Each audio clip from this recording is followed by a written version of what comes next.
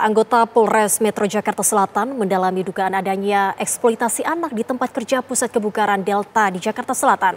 Hal itu menyusul tewasnya seorang wanita muda yang diduga nekat melompat dari atas bangunan spa tempat ia bekerja.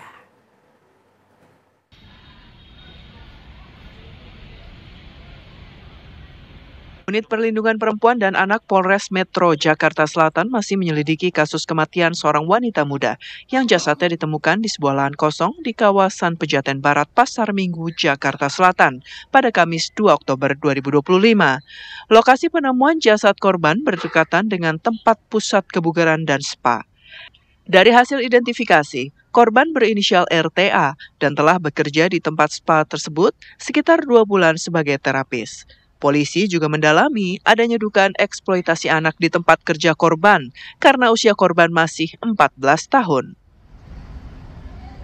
Selain memeriksa sejumlah saksi, polisi tengah berkoordinasi dengan Dinas Kependudukan dan Catatan Sipil karena ada perbedaan identitas yang dimiliki tempat kerja korban dengan data dari pihak keluarga korban.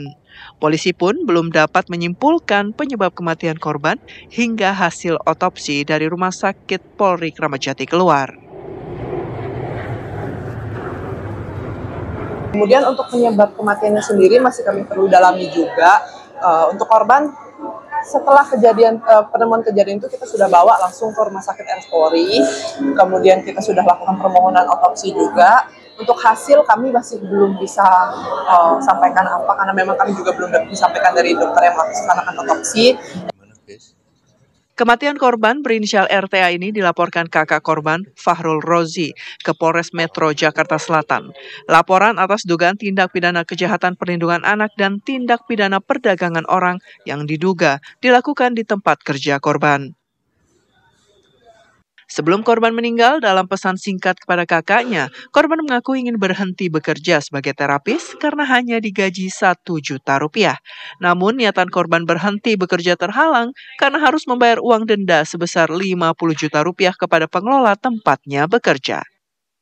Dari Jakarta, Haikal Vandea, TV One mengabarkan. Puluhan prajurit TNI gagalkan pencurian dan menangkap 3 pelaku pencurian kendaraan bermotor di kawasan Tol Jakarta Tangerang Kembangan, Jakarta Barat. 1 kompi prajurit TNI dari Yonif TP848 SPC Kodam 21 Radin Inten Lampung menggagalkan aksi pencurian kendaraan bermotor di Tol Jakarta Tangerang Kembangan, Jakarta Barat. 1 kompi anggota TNI ini menghentikan mobil pelaku dan didapati 2 orang pelaku serta 3 unit sepeda motor hasil curian di dalam mobil box tersebut. Peristiwa bermula saat korban mengetahui kendaraannya yang dicuri beberapa waktu lalu di kawasan Setiabudi, Jakarta Selatan terdeteksi melalui GPS yang ada di motornya. Saat didatangi, motor korban sudah berada di dalam mobil box.